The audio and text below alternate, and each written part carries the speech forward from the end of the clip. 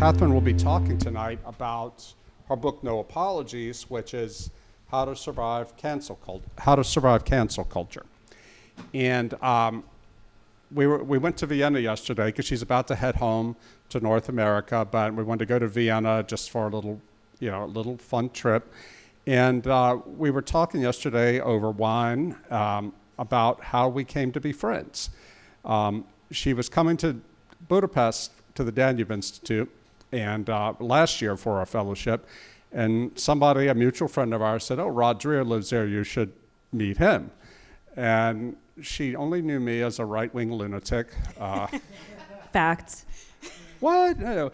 And so, I didn't know of, I knew of who Katherine was, but I never really identified her as being on the left, but I don't really care. And we met for Chinese food, and then we went to IKEA, and after that we became friends.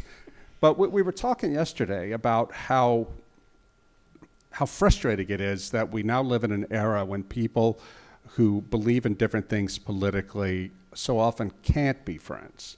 Yeah, there's this real hyper focus about, I think in the past I never even knew what anybody's political affiliation was. If somebody had a particular thought, okay, if it's different from mine, we get to talk about it. We get to sometimes argue about it, which can be fun. Unless it ends in tears, then it's not so fun. But, I think what has happened in the world, that it has become so divided and so hyper-focused on politics that people have stopped having just friendships and getting to know each other. And when you stop getting to know each other and stop talking to people who believe different things, then it's very easy to then dehumanize everyone. And I think that's really a large part of what's happening in the world today. Some of the frictions that we have is that we are not talking to each other. We don't see each other as, it's easy to dehumanize. And I think I was thinking about this today. One of the steps from dehumanization, it's then much easier to also become violent with each other, which is a fear of mine now because of some of the things that people express. But also what happens, I think, is ideas get so much more radicalized as a result, because if people aren't talking to each other, they're not balancing each other, they're not discussing and molding and shaping these ideas. And I think that's, again, something that's been an issue. Yeah, and I don't are we ready for the slides? Okay, I have to say that I don't think you and I have ever really had a political conversation. It's not that we don't have political thoughts, it's just there's so much else to talk about. Yeah, and I think people forget that. I think, again, people hyper-focus on this just very political world, and we have all sorts of interests and views, and I think that's really causing a lot of the divide, and I think it's causing a lot of the including the cancel culture. It's like, if it's a friend of yours, I've thought about this. I have, the friends that I have that are very close to me, there's nothing I can really say to them where I think they're going to, hey, Katherine, we're done with you, like the close ones. And the reason for that is, even if it's, say, something that's maybe a little bit offensive to them or insulting, they know me, and they know that I mean well, and we have a human connection, and I have the same of them, right? I think well of them. And so I think that's a really big part of it. Give each other grace. Yeah. Well, the technical issue's been resolved, and I present to you Katherine Brodsky, the author of No Apologies. Katherine, the floor is yours.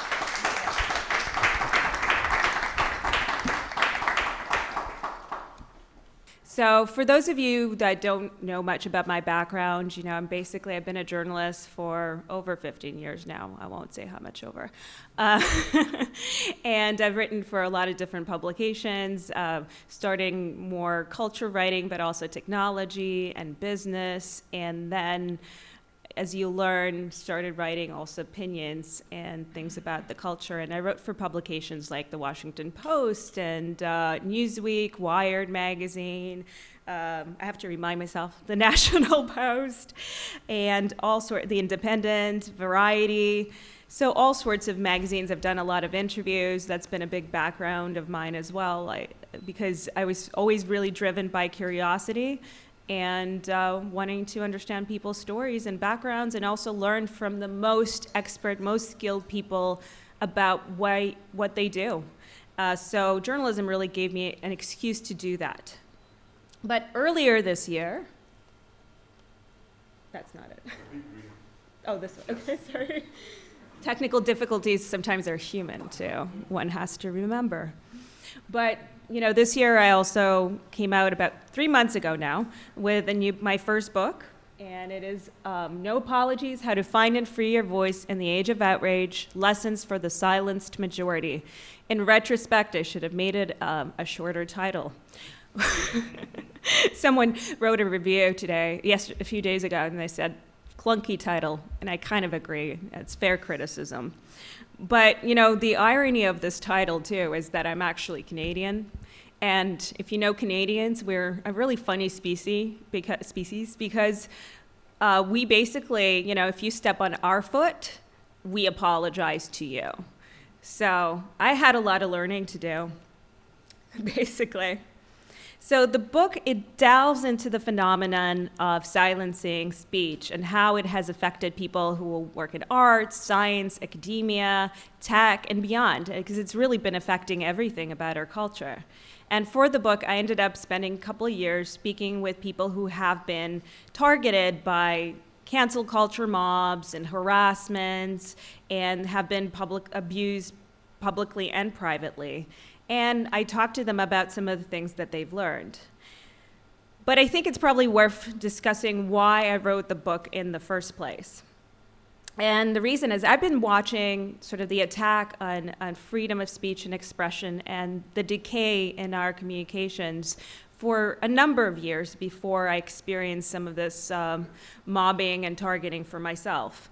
But I think it's important to be aware that, for example, according to Pew Research, 62% of US teens aged 13 to 17 say that they value others being able to feel welcome and safe online over individuals being able to speak their minds freely.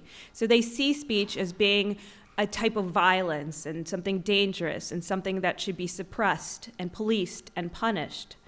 And more alarmingly, in a 2022 study conducted by the Buckley Institute at Yale University, 41% of college students said that they were in favor of using violence to stop hateful speech. And of course, nobody knows how to define speech, hateful speech. And nearly half of those people agreed that sometimes speech can be so offensive that it merits the death penalty. That's pretty extreme, I would say. Then there's in 2023, a survey from the Institute for Global Innovation and Growth at North Dakota State University. An alarming 76% of students said that they would report a professor for saying something offensive. That's a lot of tattletaling. There's a great organization called FIRE, the Foundation for Individual Rights and Expression, and they do a lot of advocacy and legal work around free speech. But they conducted the largest survey of college free speech ever between the years of 2022 and 23, and they found that 40% of students were uncomfortable disagreeing with their professors, whether that's in public conversation or in their school assignments, which doesn't bode well for learning and expression and figuring things out in academia.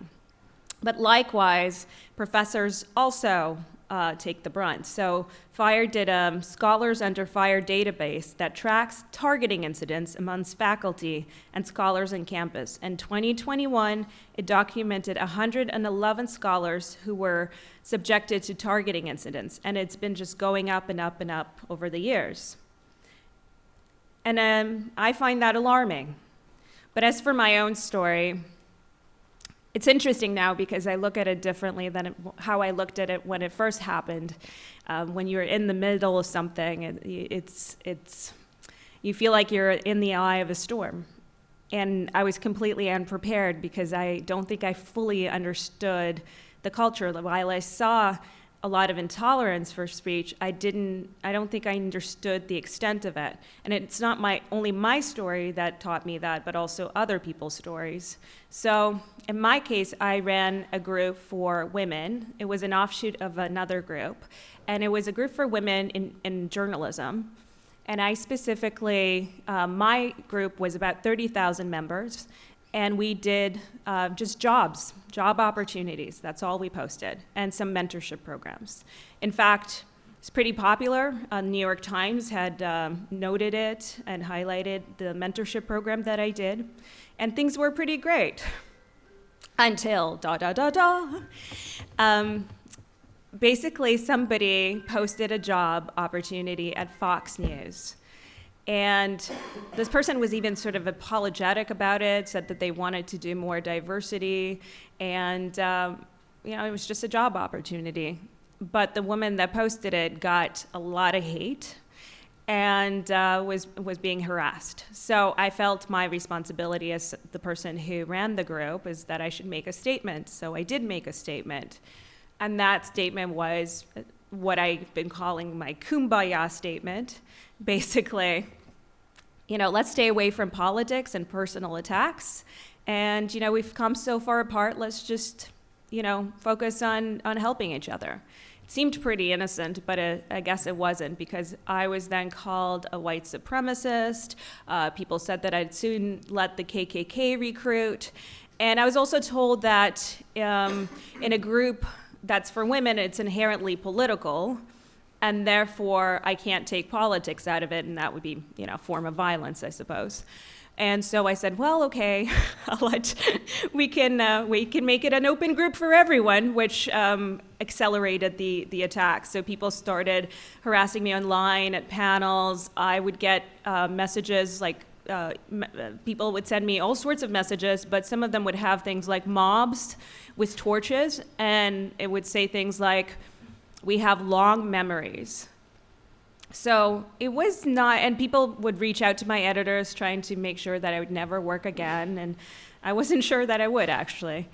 And it didn't feel right, but also in all of this, I was getting a lot of messages from people, including messages of support.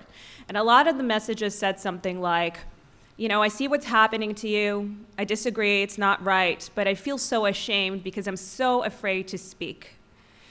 That was a message that I've probably gotten like at least 100 of those. The other kinds of messages I was getting is people sharing their own stories of cancellations and terrible experiences, people losing their jobs, their communities, in some cases people losing their lives. And because this stuff can go that extreme. And so, at first I tried to engage with the bullies, because is what I call them, because I thought that was the right thing to do. I always believed in talking to people. But then I also wasn't entirely sure if I was even right in the situation at the time. And so I thought to myself, and this was a big changing moment for me, because I thought, okay, if I disagreed with myself, how would I behave? What would I say? What would I do? I would maybe express my disagreement, but I would never do a campaign of harassment. I wouldn't try to get somebody fired. I wouldn't try to destroy them. And by the way, getting somebody fired, the ultimate goal is what? That they can't make a living? That they lose their life? It's actually, they do lose their life, And again, some people have. So I've also learned a lot about authentic friendships and relationships. And I realized, you don't need to listen to people you don't respect. But if people engage with you respectfully, I still believe in talking to them. But if they don't, then there's nothing to be had. I'll read a little piece of the book for you. It's from the introduction. Oh yeah, I guess I buried the lead a little bit. All of this, by the way, culminated in, I ended up writing an article about bullying and the culture of bullying, which is really what it was. It's the same behavior you get in high school, essentially. And I wrote this piece. It was my first opinion piece ever, and it was for Newsweek. And my parents and friends basically urged me not to publish it because they thought it would hurt me and people would come after me stronger. And I honestly, sincerely thought at the time that there's a very good chance by drawing more attention to this that I would be unemployable. And I thought, I'm like, okay, I guess I'm gonna, maybe I take my savings and I open a little coffee shop. This was a real thought. But what actually happened when the piece got published is that I ended up getting a lot of people, sharing their own stories, supporting me, and the bullies sort of faded into the distance because they didn't want to be bullies or didn't want to be known as bullies. And from there on, I think I've unlocked my own voice, and then I wanted to be able to tell these stories in a sort of a reasonable way and show how much this affects culture, and so I put it in this book called No Apologies. We've now shortened it. So here's a little excerpt. For most of us, the loss of one's voice usually happens gradually. First, it's a small adjustment to the words that you use. Blind becomes visually impaired. Fat is discarded for overweight. Homeless is replaced with unhoused. And idiotic is replaced with uninformed.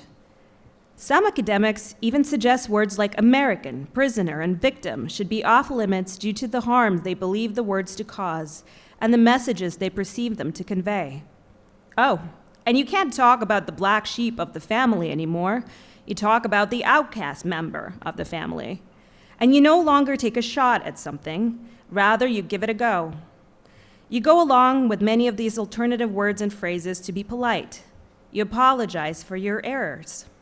Soon, other seemingly harmless requests and rules are introduced. You're told not to wear a certain dress or hairstyle from another culture because it is cultural appropriation. You're told the word men includes everyone who self-identifies as one. You're told that only white people can be racist. And you are told you must believe all women, and you must never question the lived experience of anyone from an underrepresented minority. And you hesitantly go along with all of this too, even if not all of these new rules necessarily make sense to you. After all, everyone else is going along, and you don't want to be an outlier within your own social circle. Before long, you realize that you're better off not expressing any thoughts, ideas, or questions, lest you offend anyone. Of course, you don't intend to offend, but it's hard to tell what might offend any given person. It's in the eye of the beholder. So you stop talking altogether or stick to the weather because you don't want to be disagreeable or cause a fight, and you certainly don't want to be ostracized or destroy a career that you've spent a lifetime building. Besides, you've got a family to feed. That's how regular people get silenced, little by little, each day as their vocabularies and beliefs are bounded by an ever-shrinking box. Gradually, like a frog in boiling water, you barely realize what's happening until it's too late. The temperature just keeps slowly creeping up. Boxed in that silence, you begin to lose yourself. And it is in that mass silence that we as a society lose our ability to have meaningful, nuanced discourse and give up our voices to those who crave the power to control others. That's the price we pay.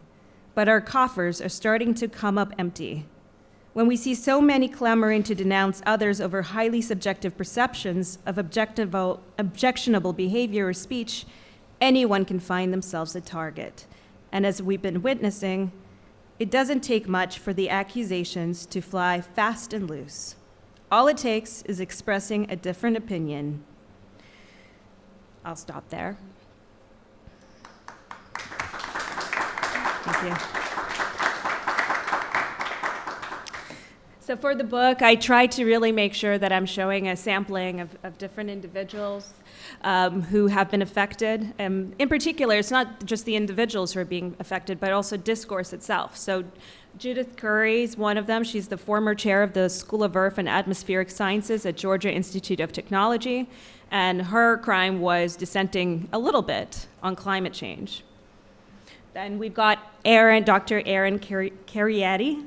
He's a physician and bioethics expert, and he was actually a frontline physician during the pandemic. And he also helped the state he was in make their policies, like who gets their vaccines first and things like that. And he did have COVID at the time and had natural immunity, but he ended up taking a stand and refusing to get the vaccination. And nowadays, natural immunity is considered to be by the mainstream accepted. Got Winston Marshall, because you need some musicians, because they bring rock and roll. He was a member of Mumford & Sons, and he got in trouble for recommending a book about Antifa by an author some activists didn't like. Stephen Elliott, he was accused anonymously of a really heinous crime during the Me Too era. And his bigger crime was not just that, because it was quite more obviously innocent of that, but the fact that he took on the creator of this anonymous list. That's really what landed him there. Then this is my hero, Daryl Davis. He's a jazz musician, a civil rights activist who lived through all the awful discrimination in the 60s. And when I first heard about him, that was actually many years ago, and he was quite an inspiration to me because he's somebody, he talks to members of the KKK, and he's interviewed about 200 of them, and a lot of them, because they got to know him, ended up quitting and giving him their hoods. So he has a collection of KKK hoods, which is quite fun. And then this guy, I think James Damore, he put out the now infamous Google memo, and he got fired for it. And we've got people like, and then we've got, in academia, people like Brett Weinstein and Peter Boghossian, who, had a whole slew of issues of dissenting on campus. And I even have somebody in the knitting community, and she was attacked by the entire knitting community, pretty much. And I didn't know until then that women with knitting needles could be so vicious. One thing I think is important to remember, because we hear, including the people in my book, we hear about them because they've somewhat been successful. They pushed back, they fought back, and some of them got book deals or TV shows or things like that. So people point to that and they say, well, see, it doesn't really do anything, cancel culture. But in fact, there are so many stories of people who were completely successfully ruined, and as I alluded, have even taken their lives. So I think it's important to remember that.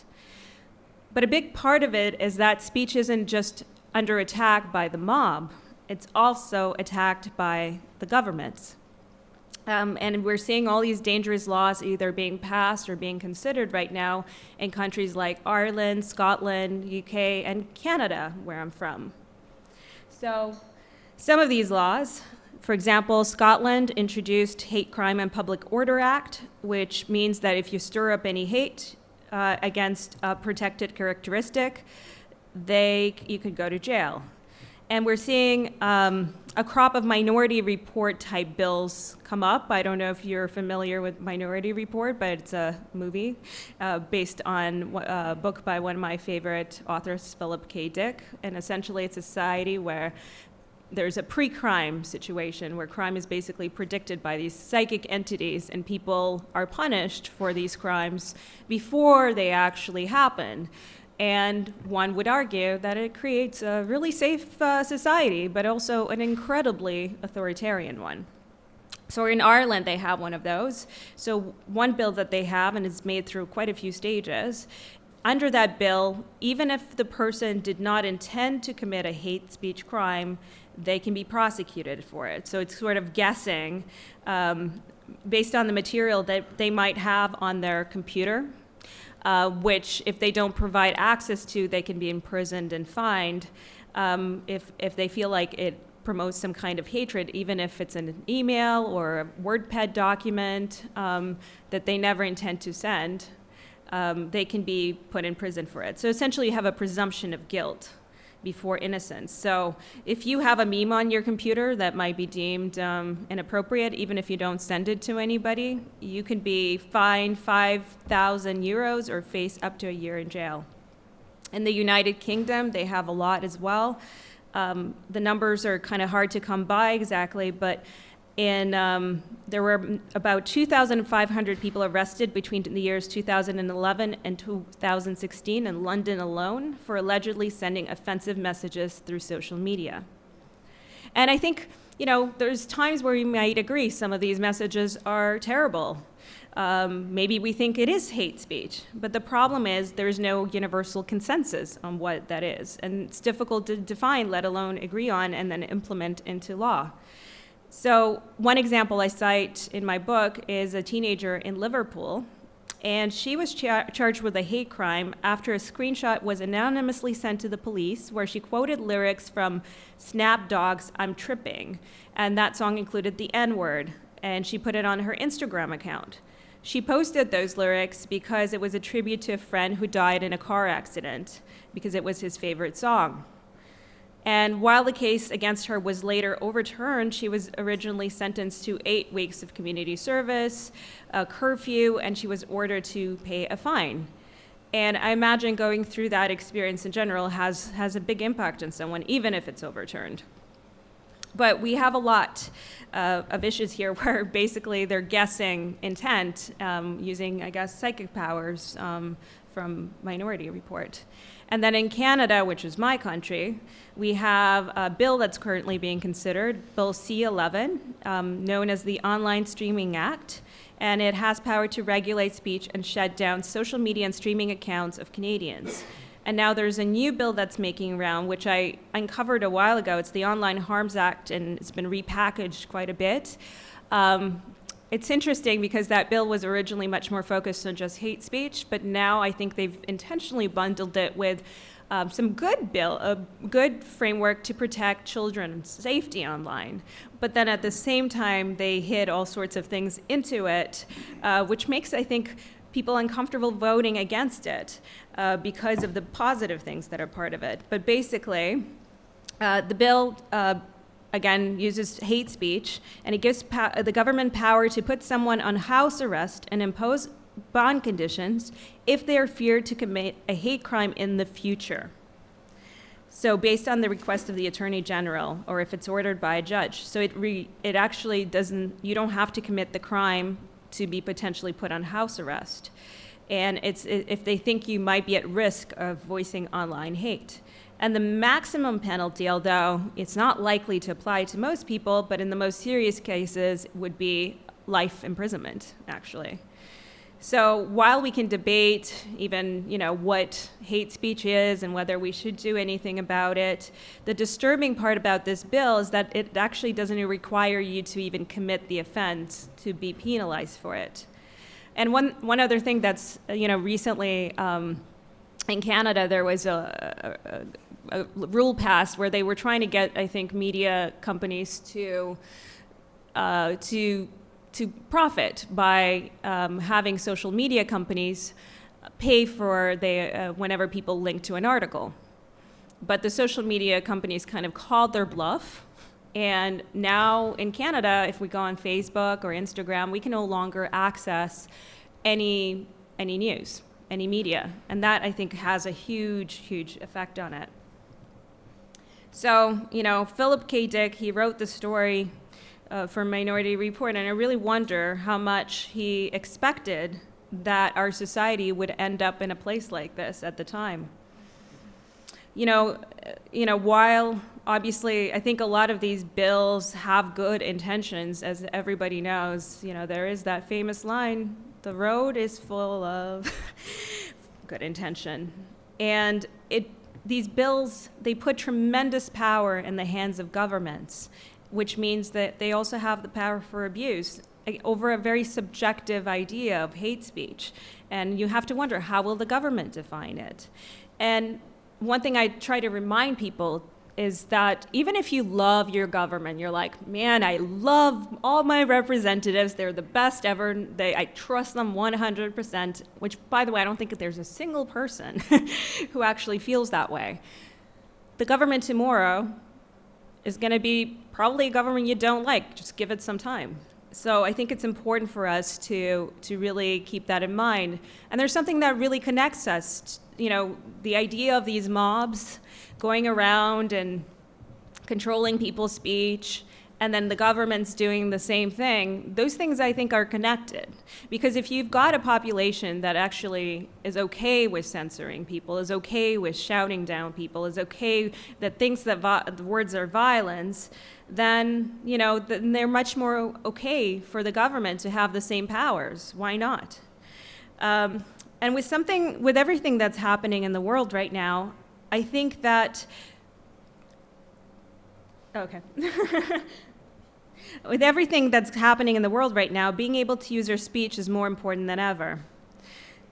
And as painful as my experience has been at the time, I'm grateful that it sort of accelerated my own journey into and finding a bit more courage into speaking up, because it's a muscle. And the more you practice it, it starts feeling a little less dangerous. And it teaches you also what you're made of. And sometimes it teaches you good things, and sometimes it teaches you not such good things. And I think free speech is also not an easy concept, because my own limits have been tested. I see people spreading lies and disinformation. I see people advocating for violence in kind of sneaky ways and denying horrible events. I also see how social media and this whole adage of sunshine is the best disinfectant doesn't always work, because if radicals like to spend time with other radicals, and it's easier than ever to find them. And so you don't have this balancing effect on social media. I see speech being used as a way, certain kinds of speech being used as a way to intimidate others and to keep people from hearing other people's speech by drowning them out or making them afraid to attend things that they want to listen to. And to me, that is not free speech. So my own cancellation attempt, unsuccessful. It happened in 2021, and I guess that was like the eye of the storm. It was probably the peak of cancel culture, and everybody's now, I think, is kind of sick and tired of talking about it. And when I was doing press for my book, I got a little bit of that sense from some of the comments I was reading. But the thing is, it keeps happening. So we have to talk about it. I just learned, sadly, that there was a video of this teacher going viral where he was basically teaching the Socratic method and challenging his students. And this particular video was about the accusation that J.K. Rowling is a transphobe. And through basically asking the students questions, the student himself was able to arrive at an answer that was more aligned with the truth. And yet, because that video went viral, the teacher actually ended up getting fired. And so that was very sad to see. And then I prematurely, because I precogged this, shared this screenshot, but I shared a video of Jerry Seinfeld criticizing sort of the over-censorship and sanitation of TV comedy, which a lot of people that I talk to in that industry agree with. And just this tweet got about almost 5 million views. And although many people agreed with the sentiment, many also really disagreed and attacked him. But instead of critiquing his thoughts and ideas, which actually there is some room to do that, what happened is the most frequent comment I would say is he's not funny. He's never been funny. And while this is a small sign, it just kind of shows you how much people focus on, instead of debating the issue, they focus on personal attacks. And in this case also, objectively, you may not like Jerry Seinfeld or Seinfeld the show, which is totally fine, but this was one of the most highest rated shows ever and still is in reruns. But people choose personal attacks over dialogue. Now, I don't advocate for people to be able to say whatever they want with zero consequences. We all have freedom of association. We don't have to associate with people, and that is a consequence. We may not enjoy somebody's company or may enjoy them. We have the right to respond to somebody's speech nonviolently. But what I'm advocating for is more tolerance for dissenting ideas, being able to distinguish between the thoughtful, good faith arguments based on facts versus those who actively advocate for discrimination, violence, or taking away people's rights. I'm advocating for not destroying people for accidentally saying the wrong thing without even understanding their intent or who they are, for not shutting down speakers whom others may want to see or hear, for not engaging in bullying tactics. We need more nuance and we need more willingness to listen rather than emotional knee-jerk reactions. Disagreement is incredibly healthy and critical, and we need more of it, not less. But when we silence other people that we disagree with, we silence discourse, we silence thought. When I look around right now, I see a lot of people who advocate for their own speech and wish to suppress the speech of others. Otherwise known as, free speech for me, but not thee. And if we follow that mantra, then we're not for free speech at all. We're just for free speech for those who can get the power to use their free speech. And as I'd like to remind you, the power always ends up shifting hands at some point. So I'm going to finish this with a line from my Newsweek op-ed that pretty much inspired the book and has driven me to use my own voice, and that is, when reasonable people stay silent, the voices of the unreasonable are allowed infinite room to fill the void. And I hope that you can find your own voice of reason and add that to the conversation. Thank you.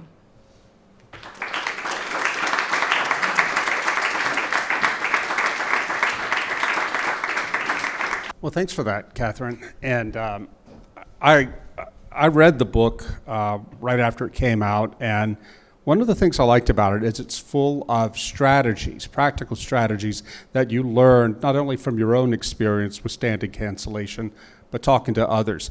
Can you share just a couple of hints for people in case they themselves, people in this room, face this sort of thing? Yeah, the way that I wrote the book, it's, each chapter has a little bit of a theme and a lesson you can take away, but really you learn it through the lived experience of other people. And so some of the things that were common is not giving in to the bullies. Bullies don't like pushback, and that's true in high school, and it's true as adults. I think people don't change that much, unfortunately. So being unapologetic when you know you're right, I do believe in apologizing if you think you're wrong, is really important, because the mob gets its power from the submission, and a lot of people submit. And I think we had so many people submit that it creates an environment where the bullying can escalate. And I think another a more practical piece of advice would be, having a plan B. That's one of the chapters. Because one of the reasons that people are really afraid of using their own speech is because they rightfully are afraid that they're going to lose their livelihood or career or passion. And that is really what keeps them from speaking. And in particular, even more so if they have a family to support, because then it's not just their individual choice. And so that has been, I think, a big hindrance to people using their own speech. And so this is where having some idea before you do it, a lot of us don't get to choose the moment of reckoning, but if you can choose it, then you can, maybe you create your own business, open your own coffee shop, and figure out or work for an employer that supports this sort of thing. Because there are people who do, whether they agree with you on things you say. There are people who absolutely support your right to say them. So having that environment is important. I think also community is a really, really big aspect of it, and surrounding yourself with people who really do support you and have similar values. For a lot of people, the most devastating part was actually losing their community. One person almost committed suicide because of that. And so this is something, and I've learned that, fortunately my closest friends were not, they really understood and they were by my side, but there were definitely people who were not. And it feels sometimes that the whole world is against you. And it really is such a difficult thing to go through when everybody's saying the most atrociously horrible things about you.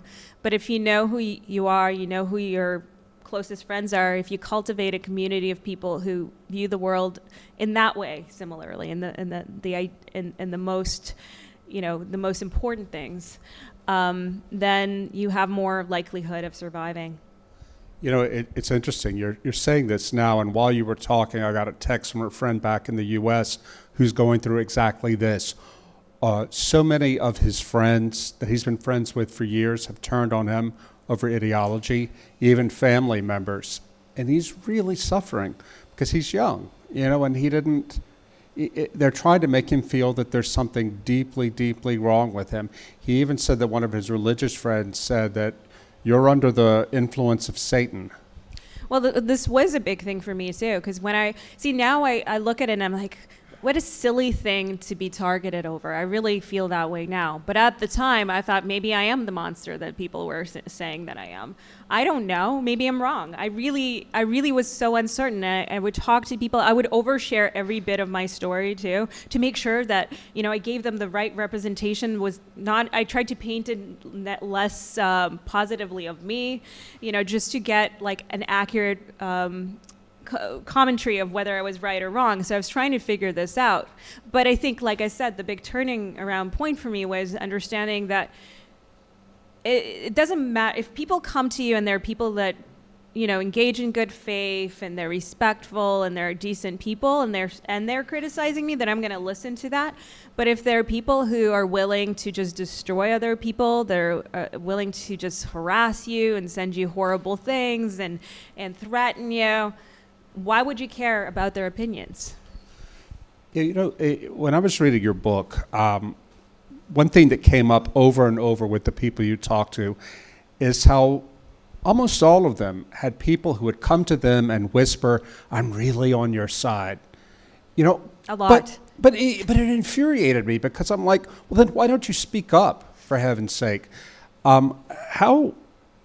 How does that make you feel when you hear these people who want to say, keep going, but they're not willing to take a stand themselves? Honestly, there's a part of me that feels mixed about that, because people would come to me and I would write them back and I'd say, it's okay, I understand. I didn't want them to feel bad.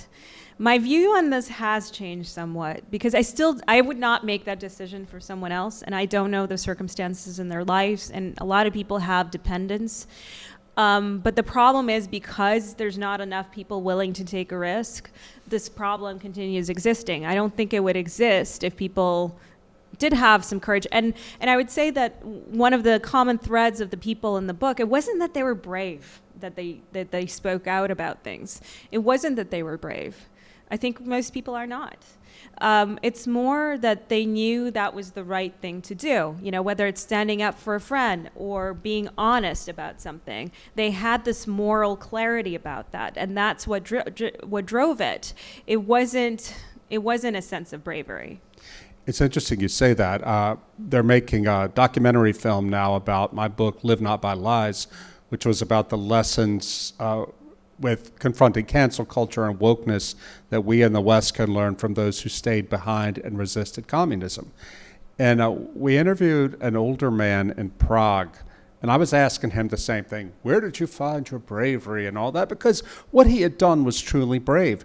And he didn't really understand the question. He said, look, if you just decide that you're not going to be corrupt, you're just going to live by the truth, everything else becomes easy.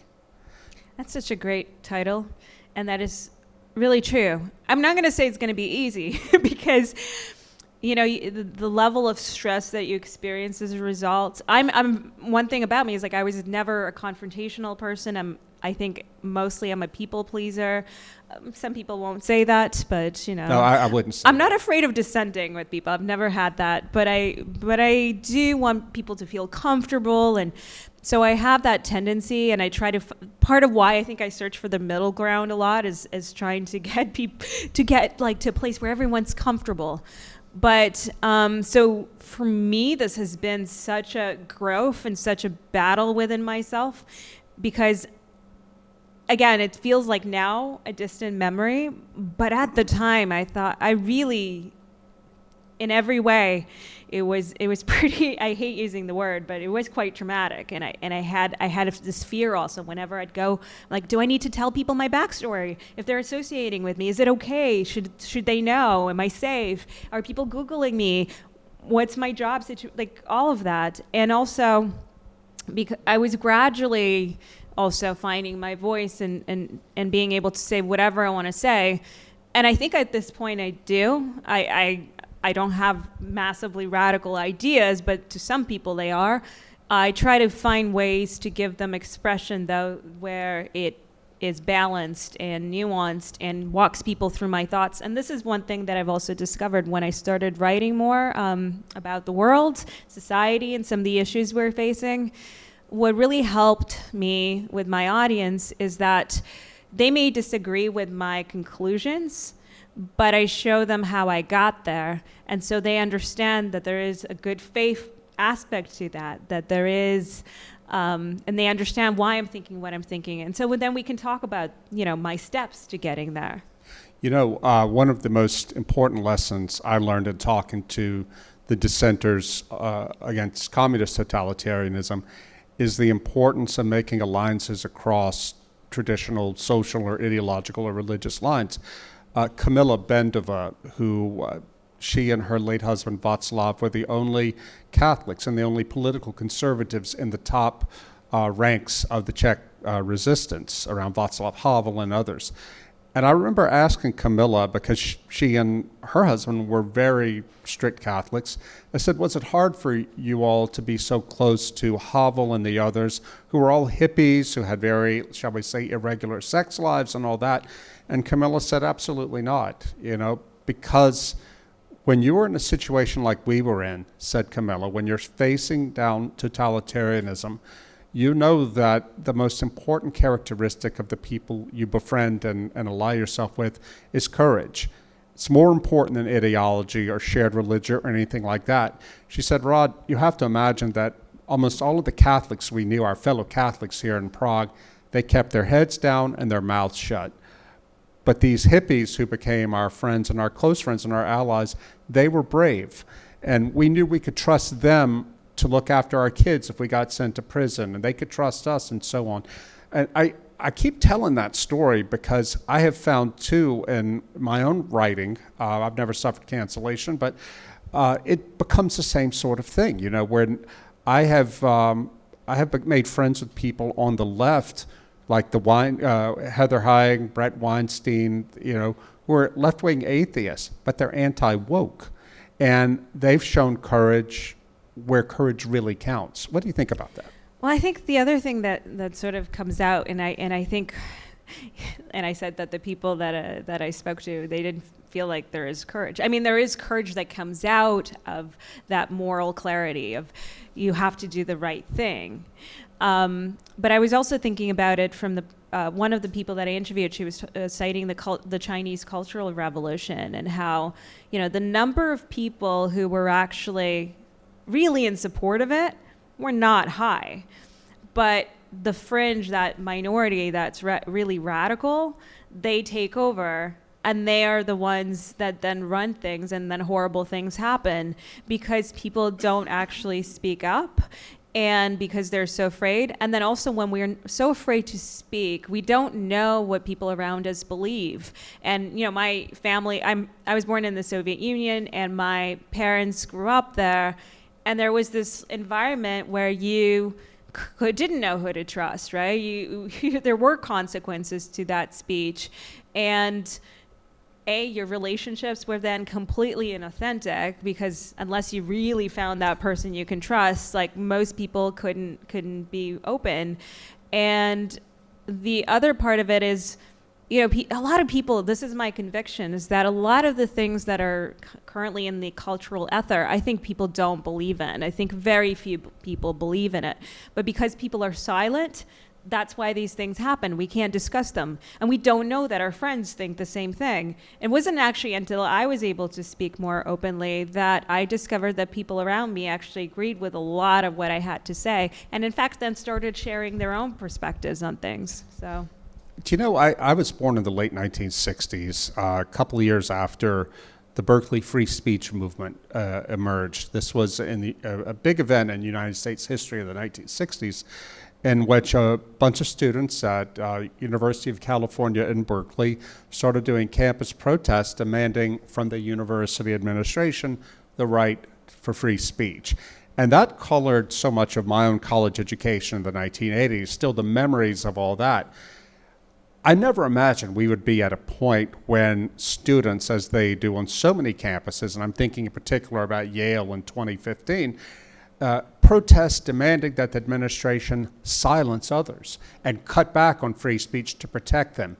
Do you have a grand theory of how we got from there to here? I have some theories. Let's hear them. I mean, well, one, how controversial. I mean, I think there has been some intentional planting of ideas in some of these institutions. And if you look through, my favorite show is The Americans, or one of my favorite shows, and it's like a spy show, happens in the Cold War. But even in that show, you see that there is infiltrations happening and through the colleges, and because they're often like meeting with student activists. Soviet spies undercover in the U.S. in the 1980s who were planting destructive radical ideas within these communities to try to destabilize the U.S. So I think that's part of it, and I think there are other Soviet spies? Well, I think there's some. This was the controversial bit. No, but I also think, but for the most part, I think there is also this.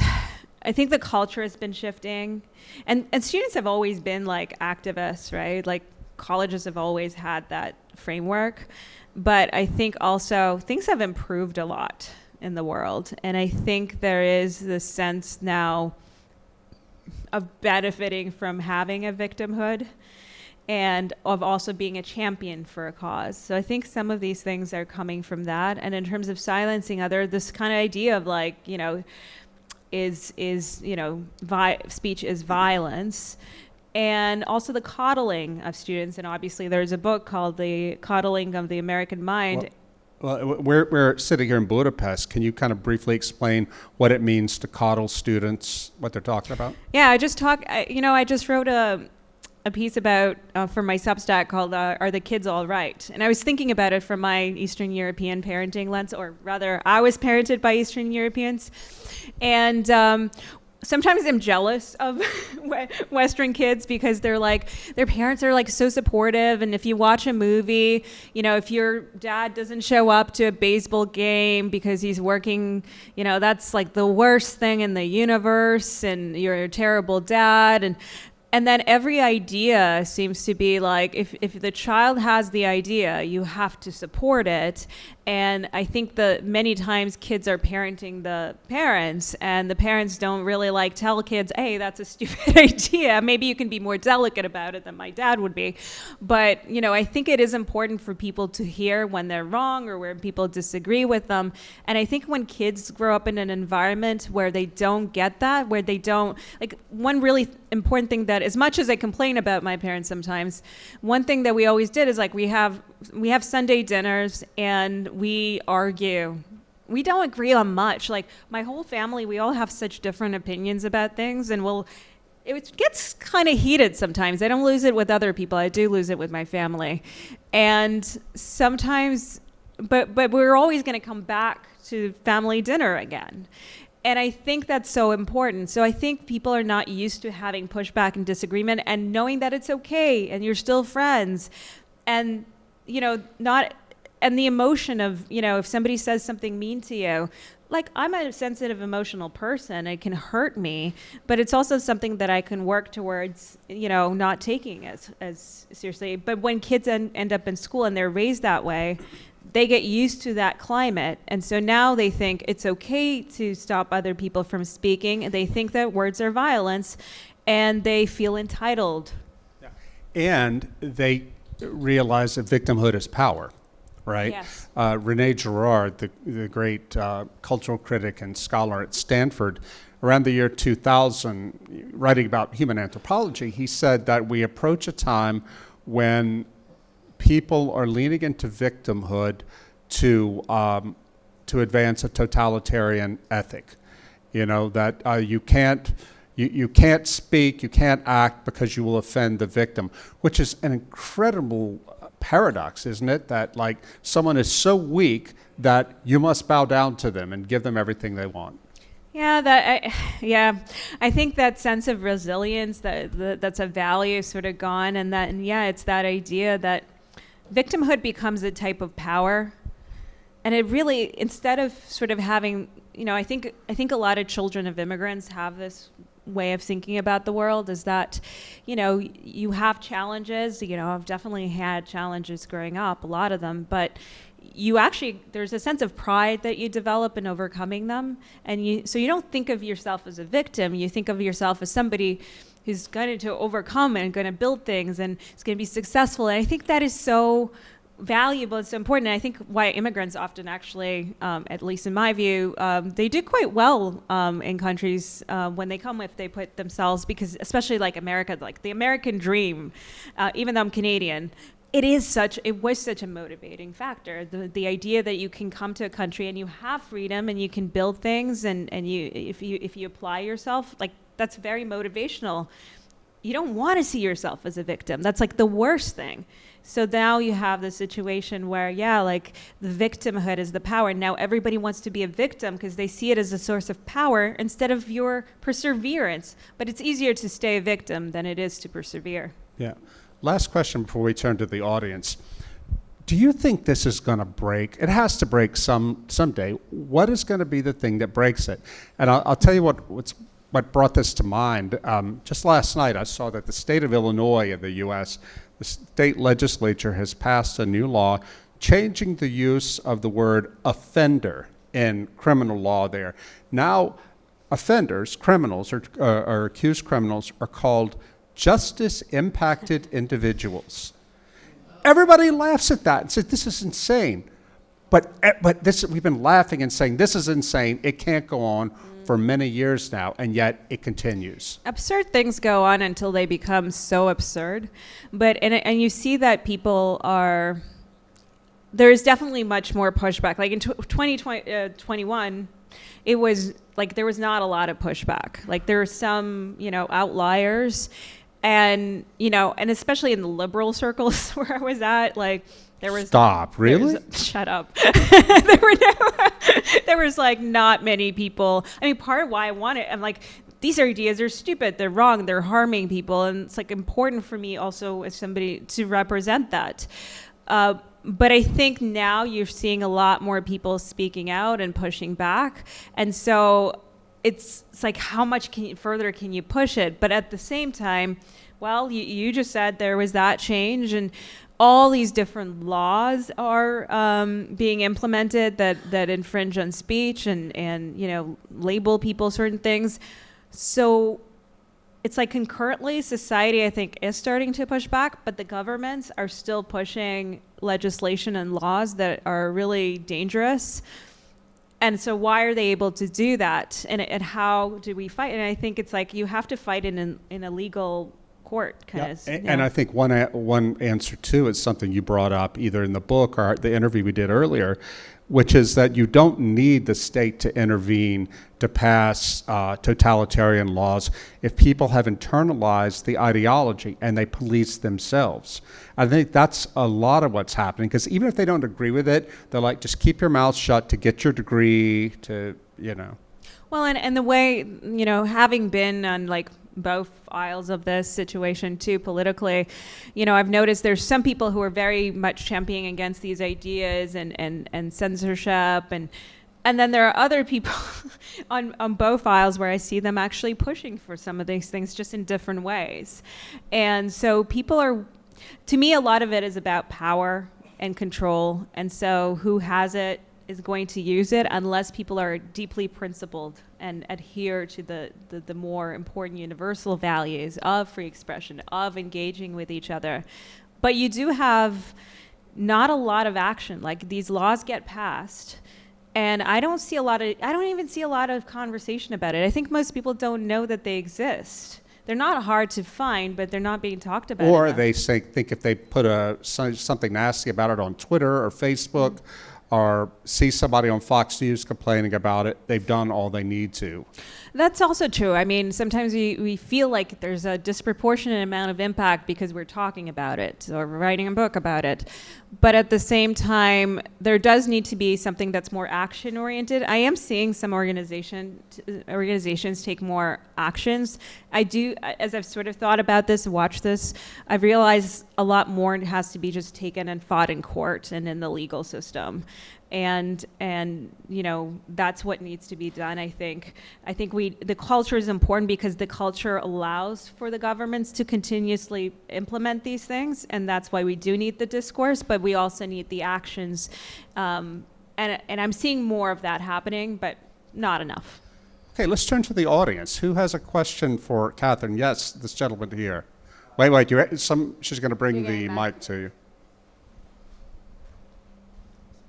Thank you. Thank you all for coming here tonight and speaking with us. I'm actually a student right now in the American university system, so we've been dealing with this for about 4 years now, and we've talked a lot about how cancel culture is maybe affecting those who are themselves being coddled.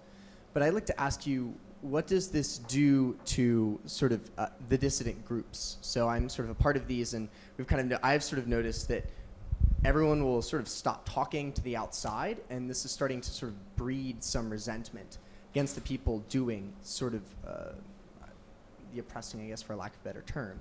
I guess historically I'd be curious to see what do sort of groups that feel persecuted oftentimes do then when they're in power, and how do these type of situations generally develop in kind of the current context?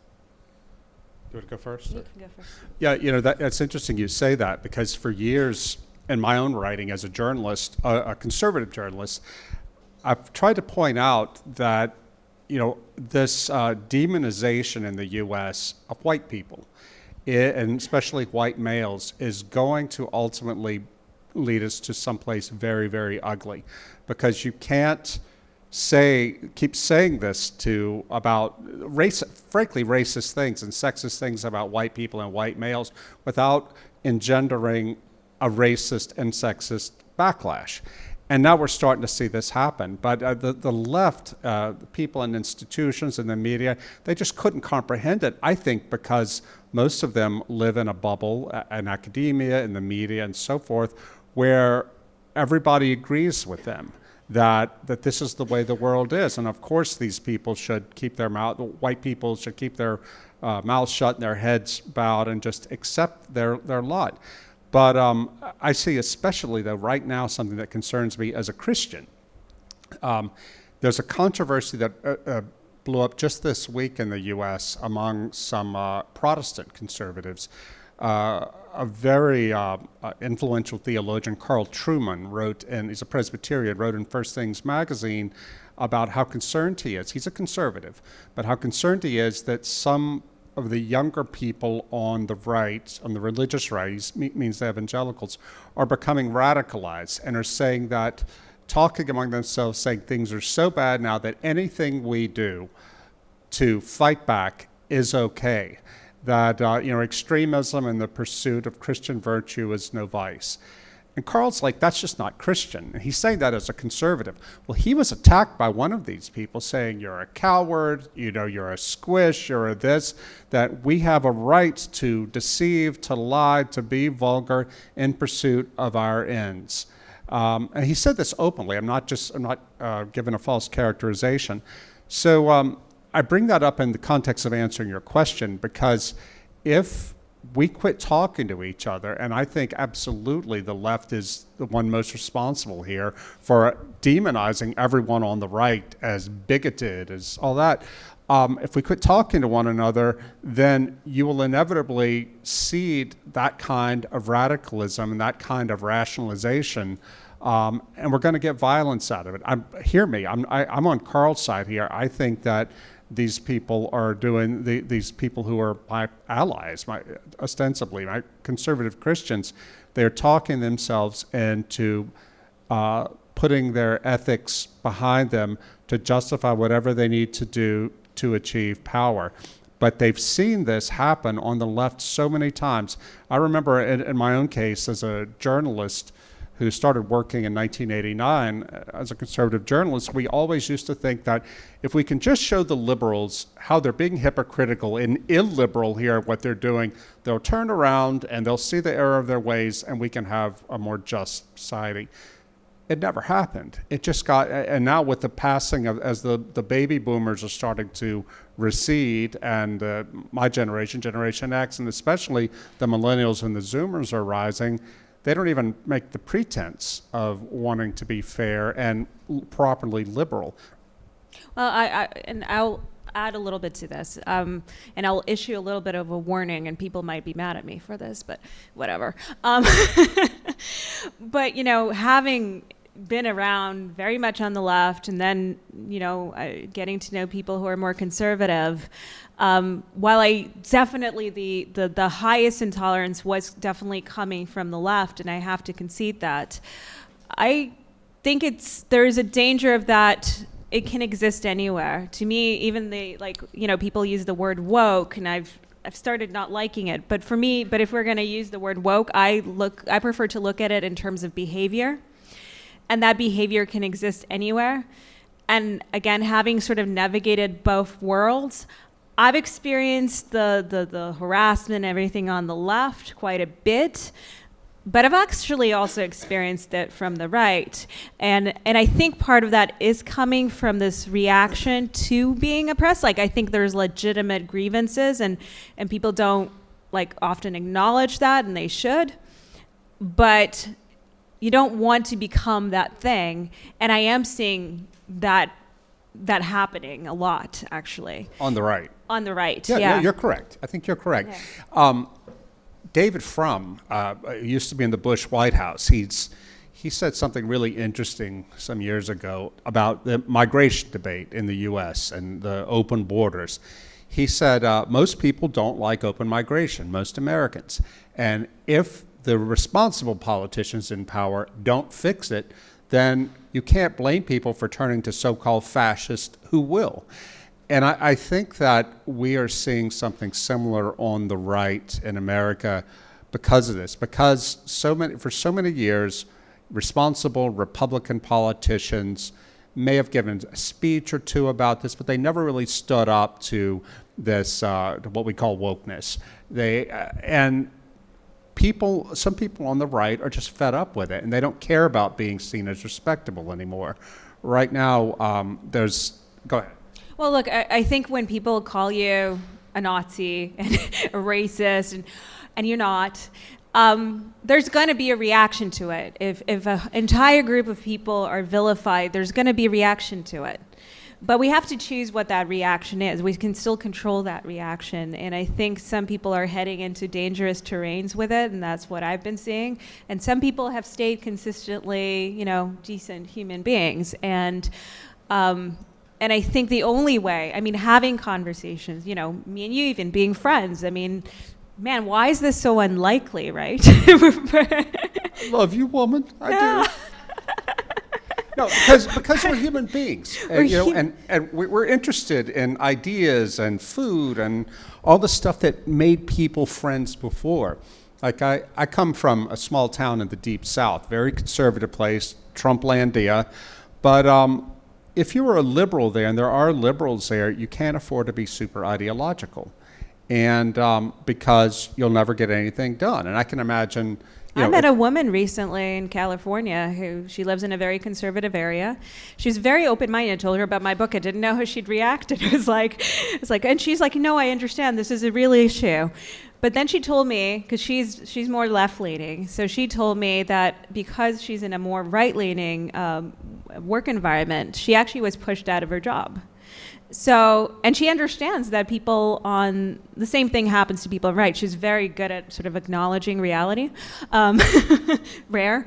But it does happen, and I think it happens when groups have power, and especially when groups feel like they've been victimized. I think part of why the left is doing this is because they feel victimized, and now they have power, so they're using that power to sort of hurt people or oppress people and do that. But I think any group is capable of it if they don't adhere to principles. Another question. Yes, in the back. Yes, my first question would be that what was your opinion about Milo Yiannopoulos? Because watching him from here, I think it was very funny what he did. And I think in many ways it was very necessary. But how did it resonate in the United States specifically? Can you sort of recap it? Because I am familiar with him, but I don't know. Yes, he was one of these big famous trolls who went to universities and said a lot of controversial things, which irritated a lot of people. And after a certain point, he was cancelled because he said something very, very controversial, something probably people wouldn't say.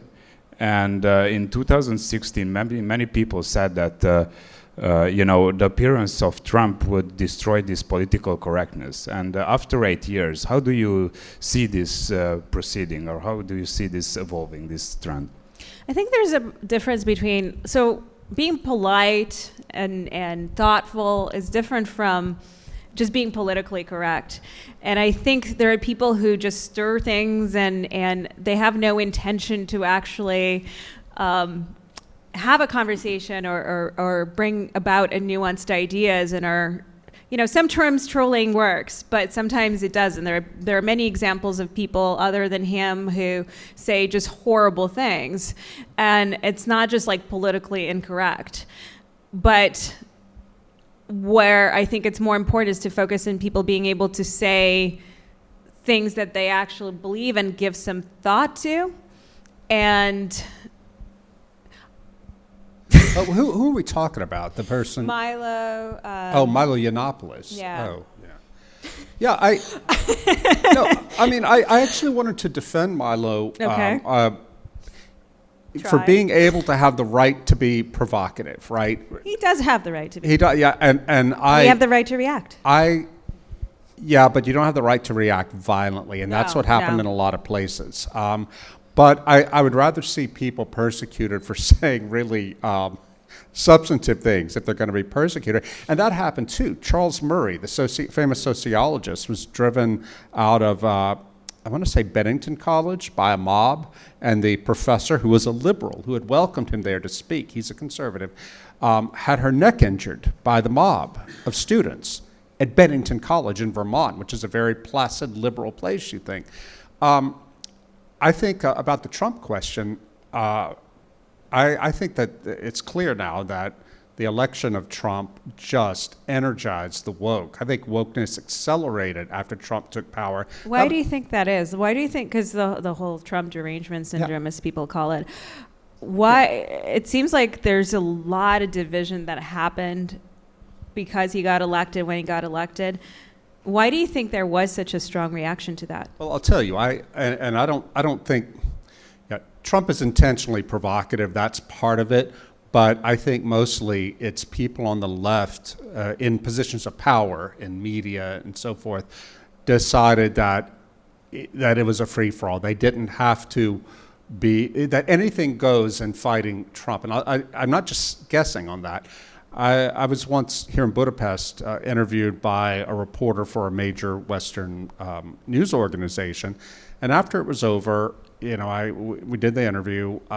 We were just having drinks, and I said, I've been following your publication for most of my life. It's always been a liberal publication, but I get that. The media is liberal. But since Trump was elected, it's just that you don't even try to be fair. It's incredible to see. Well, you have the responsibility now as a journalist to fight evil, and Trump is considered. Yeah, but that's what she said. She said, I don't agree with this. She was young, but she said that the sense among our group at my publication and in the media in general was that if fairness, if old-fashioned liberal values can still result in the election of Trump, then let's chuck the values away. And this is not fringe people. These are not college journalists. These are like some of the most elite journalists in America. And I think that they did what I mentioned it to the last questioner, that you're starting to see among some on the right, on the Christian right, which is that all of our principles don't really matter if we have to defeat the enemy. Yeah, that's exactly an issue, I think. But it's one thing if you're on the Christian right saying that and you're actually someone who doesn't have much power at all in America. It's another thing if you're running universities, if you're running the Washington Post, the New York Times, TV networks, and so on. And I'm not saying that as a whatabout, but I think that imbalance of power does really matter. No, and I think that's fair, and I think there is an imbalance of power in some areas, and not in all states, but certainly media and educational institutions, and it's a very significant thing. I just don't think that, I just hope that when the other side ends up with the power, they don't do the exact same thing. One thing too, I think, and you touched on this in the book, I believe, that makes this era different is and on the internet, everything is forever. We told our kids when we were raising our kids, when they got old enough to be on the internet, like, be very careful what you say because it will always be attached to your name. And, I look at some of the things that young people post on social media, teenagers, people in their 20s, I'm like, you idiot. This is going to be permanently Googleable, and we live in a culture now where there is no such thing as grace and forgiveness. So it's interesting because it's not like cancel culture didn't exist like many, many years ago to some extent, but pre-internet, if you had your village, really mad at you for some reason, you can move to another one. But now you have footprints everywhere, right? Like there is no moving. We all live online. We all live in one world, and so you're right, and there is no redemption. That's the biggest thing, because if somebody, I can be incredibly upset with someone over what they said or even what they did. But there is redemption. And in the legal system, right, when people go to prison, there is a sentencing guideline, and you do your time, and you're supposed to come in. It doesn't always work that way, unfortunately, but you're supposed to come into society and you've done your time. But with these kinds of things, you don't have that. And everyone seems to get the same punishment no matter what it is, right? You might have said something slightly off. I know somebody compared Stalin and Hitler and lost his job recently. And the guy had he's fired by the pro-Hitlerites or the pro-Stalinists? Both. But it's like, but this was clearly just a small thing. And yet, the mob goes after him. Although one must remember that the mob has a very short attention span. So if you can survive it for 2 weeks, you're good. To what extent, Catherine, do you think that the kind of culture in which to apologize is considered weakness, and I agree with you, we should not apologize if you're being falsely accused. But to what extent do you think all of this has to do with the decline of biblical religion, of Judeo-Christian values in society? I know you're not a religious believer yourself, and I'm asking you as a sociological question. Because when people no longer are familiar with the stories from the Bible, with forgiveness, repentance, the prodigal son, all of these stories that have informed our culture in the past, when these are lost, is it not the case that all we have then is power? Well, I do think these stories play a role for a lot of people because I know they provide a guidance, even if it doesn't for me. But I think also the encouraging part of it is like I can arrive at a place of forgiveness and not have those biblical stories.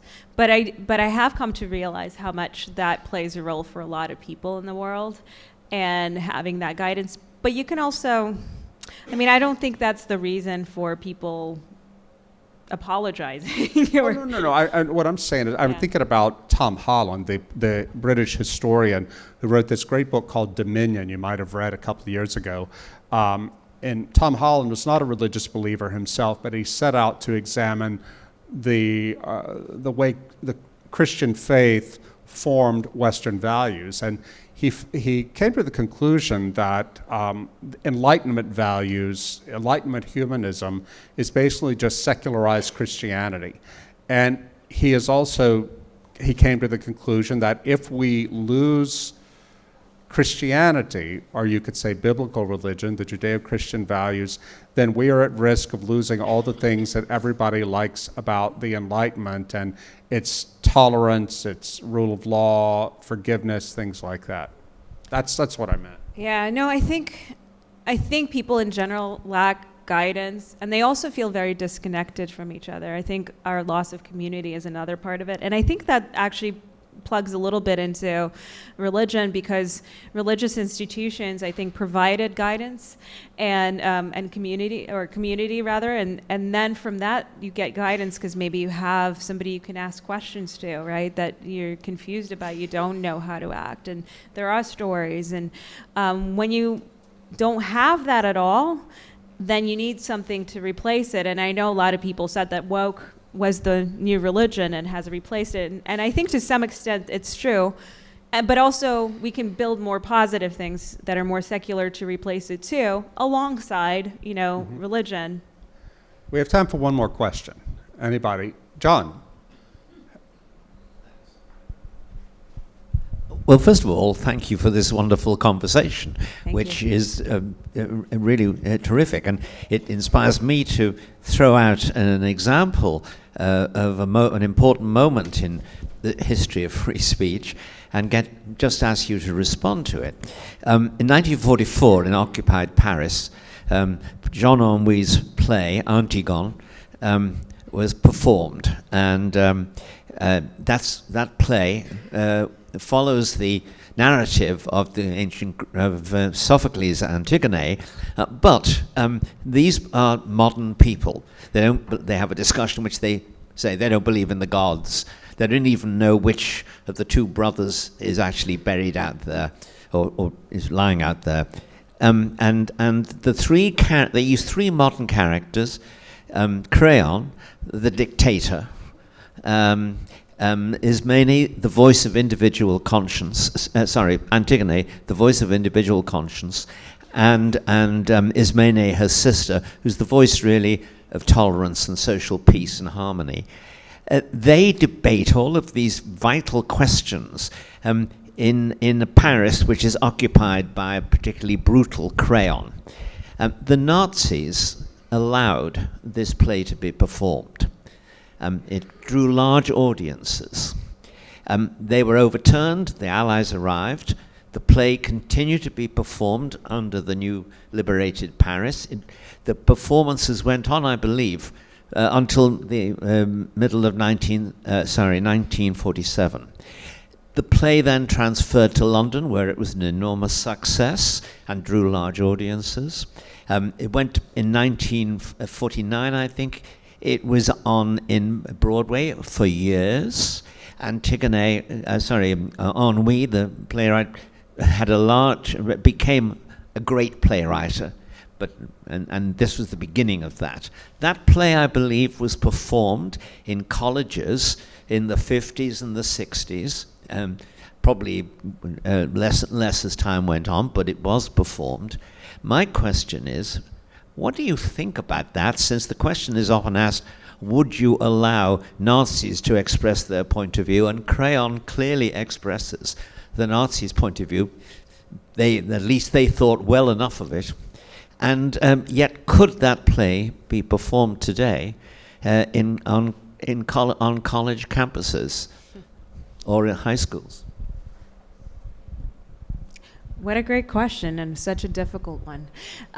Because I think it's always much more challenging when you encounter an idea that you find really reprehensible, perhaps, that you're afraid might infect other people. And then it really challenges my own views about that are a little bit more absolutist about freedom of speech. My line has to kind of remain the same, and it has been that it is, basically I support freedom of speech up to the point of violence.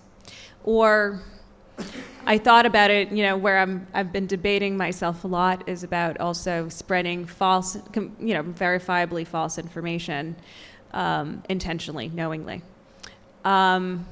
So with something like, I don't know, I was discussing Mein Kampf, embarrassingly, with someone recently, and, it's available in some countries, it's more banned.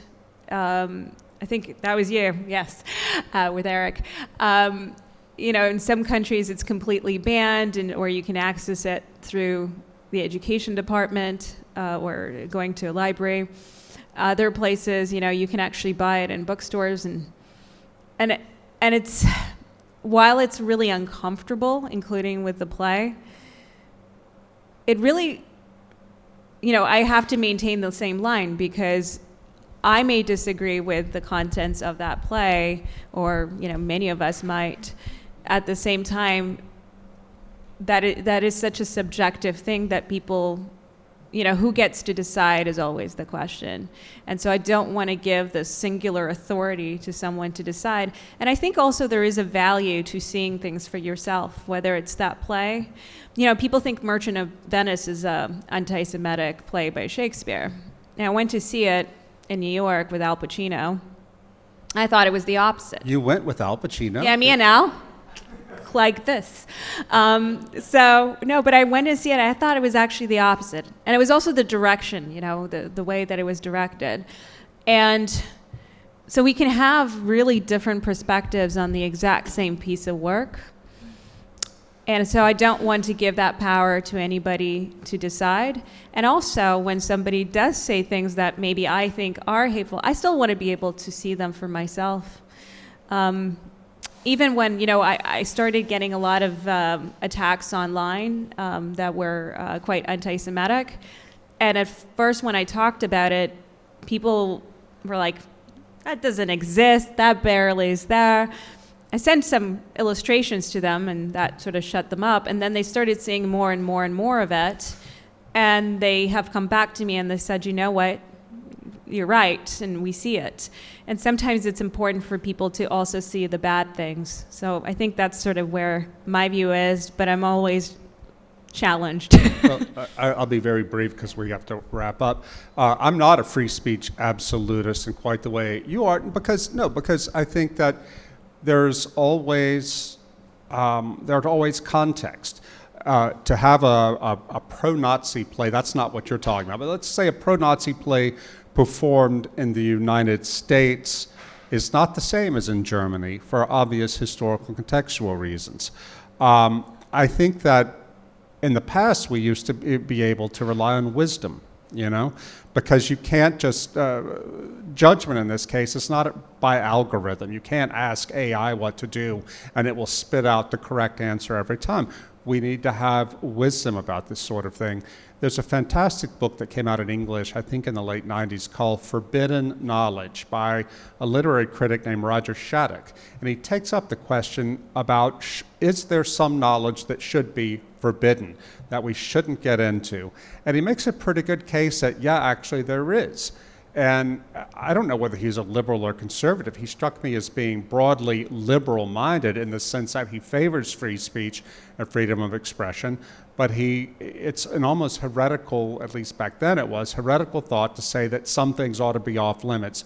We shouldn't be able to talk about them. He has a whole chapter about the Marquis de Sade and his pornography, and he made the case that the Marquis de Sade, there is nothing socially redemptive about the Marquis de Sade, and quite a lot that is incredibly ugly and destructive, and therefore it would make sense to ban the works of the Marquis de Sade. That's just one example, but I think that's what. Well, no, my question always comes back to is really who gets to decide what is socially But that's acceptable. the thing. These are, because there's no such thing as absolute free speech. We decide in society that child pornography is forbidden, and rightly so. In Germany, I don't know, they seem to be moving the But opposite. that's also like a crime. Okay, no, all right, but who decides it's a crime? In Germany now, they've just decriminalized possession of child God, pornography. Wow. I know. It seems That's like pretty old awful, times, yeah. doesn't it? Yeah. But yeah, that's where it's moving. In Spain, the communist, she's literally a communist, I think she's an interior minister, minister of education, gave a speech last year in which she said children should have the right to make erotic decisions for themselves. So here's the thing, would we be okay banning that sort of thing? I would, but I'm just saying that somebody will have to make these decisions because we don't live in an anarchic society. And I'm just saying that my view is that we ought to err on the side of freedom of expression, but we ought not apologize for the fact that some things, some rare things, in some places ought not be spoken. And with that wisdom, I'm going to thank you all for coming tonight. Thank you, Katherine, for your speech. Thank you for your book. And go back to Canada and keep fighting the good fight, because you've got quite a fight ahead of you in Canada with this government you have in free speech. Just don't step on my foot, okay? Okay. Good night, everybody. Thanks again. Thank you so much.